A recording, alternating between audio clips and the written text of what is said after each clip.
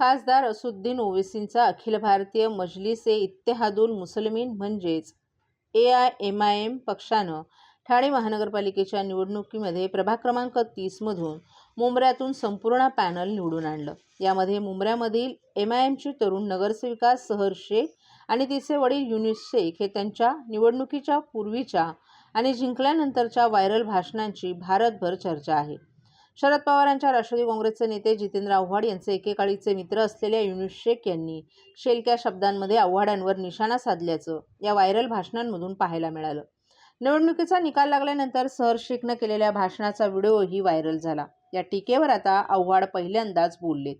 महानगरपालिकेच्या निकालानंतर मंगळवारी पहिल्यांदाच आव्हाड एकेकाळी त्यांचा बालेकिल्ला राहिलेल्या मुंब्र्यामध्ये राष्ट्रवादी काँग्रेसच्या विजयी उमेदवारांची भेट घेण्यासाठी आणि मतदारांचे आभार मानण्यासाठी गेले होते। त्यावेळी त्यांनी जाहीर भाषणामध्ये सहरच्या आणि तिच्या वडिलांच्या विधानांचा समाचार घेतल्याचं दिसून आलं।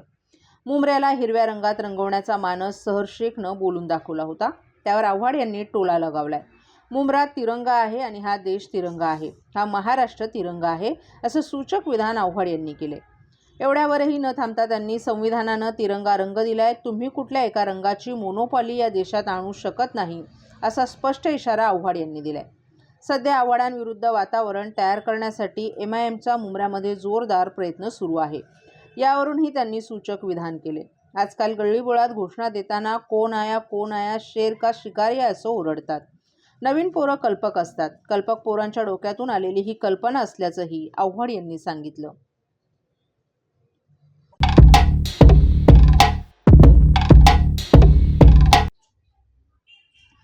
राज्याचे उपमुख्यमंत्री अजितदादा पवार यांचं अपघाती निधन होणं हे धक्कादायक आणि वेदनादायी आहे। महाराष्ट्राबरोबर महाराष्ट्रातील राजकारणातलं कधीही न भरून येणारं नुकसान झालं आहे। प्रशासनाकडं काम कसं करून घ्यायचे याची शैली अजितदादांकडे होती। एक मजबूत पकड, जरब असा दादांचा दरारा प्रशासनावर होता। काम होणार असेल तर हो म्हणायचं, नसेल तर नाही असे स्पष्ट होतं। कामाच्या बाबतीत ते शिस्तप्रिय होते। कार्यकर्त्यांच्या पाठीशी कसं उभं राहायचं याचं उत्तम उदाहरण म्हणजे अजितदादा। राजकारणातलं उमदं असं नेतृत्व आज आपल्यातून गेलं आहे। अत्यंत दुःखद अशी घटना घडली आहे। अजितदादांच्या कामाची पद्धत वेगळी होती। आपल्याला आठवतंय की जेव्हा आपण दादांना सांगितलं की गृहनिर्माण संस्थांमध्ये आमदार निधी वापरता यावा आणि याकरिता आपण पाठपुरावा करत होतो, तेव्हा अजितदादा यांनी संजयजी खूप चांगला प्रस्ताव आहे, आपण 6 महिन्यातच संपूर्ण माहिती घेतो असं त्यांनी सांगितलं। आपण नक्की पॉझिटिव्ह करू आणि या विषयाबाबत GR देखील त्यांनी काढला होता। महाराष्ट्राच्या हिताकरता त्यांनी अनेक कामं केली। स्वभावात जरी ते रोखठोक होते तरी सर्व पक्षातील कार्यकर्त्यांचे ते आवडते नेते होते। अजितदादांचा असा अकाली मृत्यू महाराष्ट्राला चटका लावणार आहे। आपण आपल्या परिवारातर्फे भारतीय जनता पार्टीतर्फे अजितदादांना भावपूर्ण श्रद्धांजली वाहितो, अशा शब्दात आमदार संजय केळकर यांनी आपली प्रतिक्रिया व्यक्त केली आहे। अजितदादांचं अशा प्रकारे अपघाती निधन होणं हे अत्यंत धक्कादायक तर आहेच, पण अत्यंत वेदनादायक पण आहे। महाराष्ट्राचं फार फार मोठं नुकसान यामुळे झालेलं आहे। एक मोठी पोकळी या ठिकाणी निर्माण झाली। अजितदादा हे अत्यंत कर्तृत्ववान आणि उत्तम अशा प्रकारचं शासक, कशा पद्धतीने प्रशासनावर त्यांच्याकडनं काम करून घेणं याची उत्तम शैली अजितदादांकडे होती। एक कर्तृत्ववान, दिलखुलास, रांगडा आणि स्पष्ट वक्ता असा नेता आमच्यातून निघून गेला आहे। खरं म्हणजे त्यांनी महाराष्ट्राकरता अनेक मोठी कामं केलेली आहेत आणि पुढे देखील ते करू शकणार होते। कार्यकर्त्याच्या पाठीशी कसं उभं राहायचं याचं उत्तम उदाहरण म्हणजे अजितदादा, किंवा काम करण्याची शैली जी आहे ती मला अत्यंत त्यांची आवडत असेल। मोकळेपणाने ते होणार असेल तर हो म्हणायचे, नसेल होणार तर नाही म्हणायचे। असं एक दुर्मिळ राजकारणातलं उमदं असं नेतृत्व आज आपल्यामधनं गेलं आहे आणि हे केवळ महाराष्ट्रातला फार मोठं ही दुःखद घटना आहे। मी माझ्यातर्फे, माझ्या परिवारातर्फे आणि भारतीय जनता पार्टीतर्फे त्यांना विनम्र अशी आदरांजली पण अर्पण करतो। सर्व नागरिकांना आवाहन करण्यात येत आहे की सध्या डासांमार्फत पसरणाऱ्या डेंग्यू या आजाराचा प्रसार रोखण्यासाठी प्रत्येकाने पुढीलप्रमाणे कार्यवाही करावी. डेंग्यू आजार एडिस इजिप्ती हा डास चावल्याने होतो. या डासांची पैदास साचलेल्या किंवा साचवलेल्या स्वच्छ पाण्यामध्ये होते. 8 दिवसांपेक्षा जास्त दिवस पाणी उघडे व साचून राहिल्यास त्यात डास अंडी घालतात. अंड्यांच्या अळ्या तयार होऊन पुढे डास तयार होतात. यासाठी आपल्या घरातील पाणीसाठे उदाहरणार्थ बॅरल्स, पिंपे, टाक्या, हौद, रांजणे इत्यादी दर आठवड्याला रिकामे करून घासून पुसून कोरडे करून पुन्हा भरावे. 1 दिवस कोरडा दिवस म्हणून पाळावा. पाणी साठ्यांना घट्ट झाकणे बसवावीत किंवा जुनी साडी, चादर, धोतर यांनी बांधून झाकून ठेवावीत, म्हणजे डास त्यात जाऊन अंडी घालणार नाहीत. घराच्या गच्चीवर, आजूबाजूला, अंगणात कोठेही पाणी साचू देऊ नये. भंगार सामान उघड्यावर टाकू नये. उदाहरणार्थ टायर्स, प्लास्टिक सामान, कुंड्या, टाकाऊ वस्तू इत्यादी. अशा सामानात पावसाचे पाणी साठून त्यात डेंग्यूच्या डासांची पैदास होते. घरातील कूलर्स, फ्रीजच्या पाठीमागील ट्रे हे देखील वेळोवेळी कोरडे करावेत. लक्षात ठेवा, नुसत्या फवारणीने डास घनता कमी होत नाही, तर त्यासाठी डास पैदास ठिकाणे नष्ट करणे ही आपल्या सर्वांची जबाबदारी आहे. कोणताही ताप अंगावर न काढता जवळच्या शासकीय रुग्णालयात मोफत औषधोपचार घ्या. अशा प्रकारे नागरिकांनी सहकार्य केल्यास डेंग्यूचा प्रसार रोखणे सहज शक्य आहे.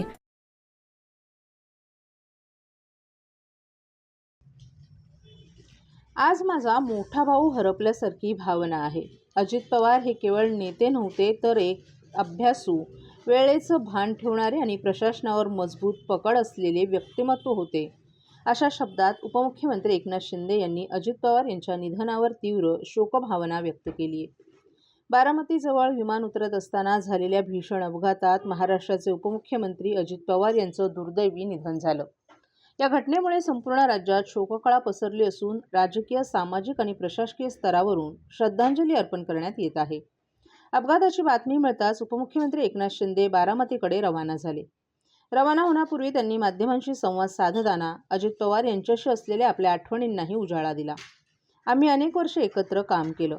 अजित पवार पहाटेपासून कामाला लागायचे. सकाळी 6 वाजताही त्यांनी आदेश दिल्याचे आपण स्वतः पाहिले आहे. प्रत्येक विषयाचा सखोल अभ्यास करूनच ते बोलायचे. रोखठोक स्वभाव असला तरी मनाने ते अत्यंत निर्मळ होते, असं शिंदे यांनी सांगितलं. मंत्रिमंडळात जेव्हा राज्याच्या आर्थिक स्थितीबाबत चर्चा व्हायची, तेव्हा अजित पवार नेहमीच वास्तव मांडायचे आणि योग्य दिशा सुचवायचं. त्यांचा अनुभव, अभ्यास आणि प्रशासनावरील पकड आम्ही सर्वांसाठी मार्गदर्शक ठरायची, असंही त्यांनी नमूद केलं. काल परवाच एका कार्यक्रमात त्यांची भेट झाल्याची आठवण सांगताना शिंदे भावूक झाले. आज त्यांच्या जाण्यानं पवार कुटुंबच नाही, तर संपूर्ण महाराष्ट्राचं मोठं नुकसान झाले.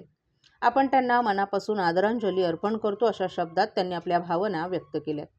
अजित पवार यांच्या जाण्यानं महाराष्ट्राने एक निर्भीड, धडाडीचा आणि अनुभवी नेता गमावला असून त्यांच्या कार्याची आठवण कायमच जनतेच्या मनात राहील, असंही एकनाथ शिंदे यांनी सांगितलं. व्हायचं असेल ते तात्काळ करायचे, नसेल त्याला नाही म्हणायचे, असा स्पष्ट वक्तेपणा या महाराष्ट्राने पाहिलेला आहे.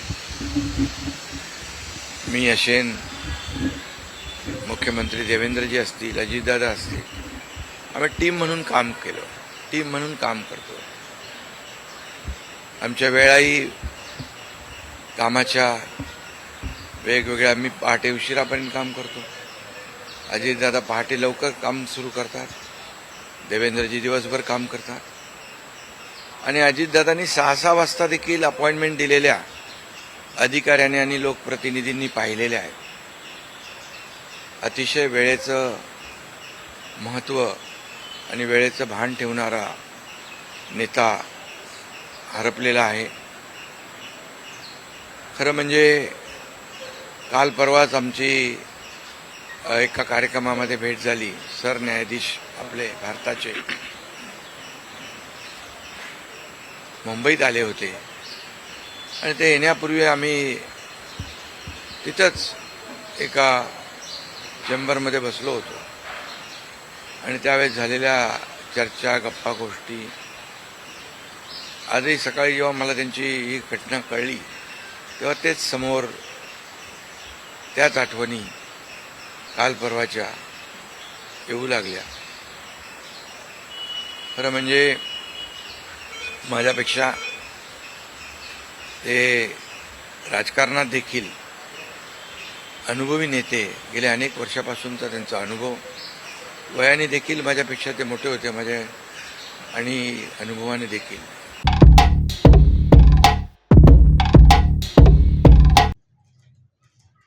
आमदार निरंजन डावखरे यांनी अजित पवार यांना अर्पण केली श्रद्धांजली.